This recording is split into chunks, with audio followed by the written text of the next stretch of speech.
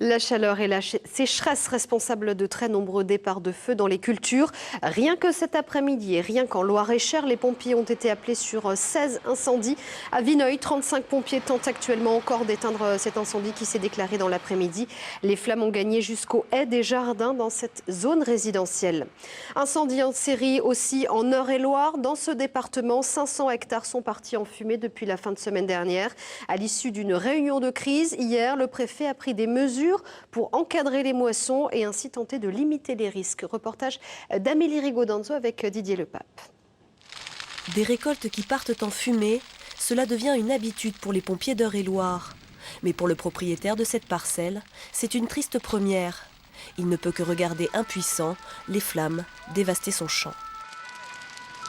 J'étais en train de moissonner, puis arrivé au bout du champ pour tourner, ça avait pris à l'autre bout. On a couru à toute vitesse avec la moissonneuse pour essayer d'éteindre avec les 5 heures, mais il était trop tard quand on est arrivé là-bas. C'était parti. J'ai jamais vu ça en 43 ans de carrière. J'ai jamais vu ça. J'ai jamais eu du feu dans mes parcelles comme ça. Le responsable de ce sinistre, c'est sans doute lui, un silex. Lors de la récolte, il arrive que la pierre et la machine entrent en contact, provoquant une étincelle.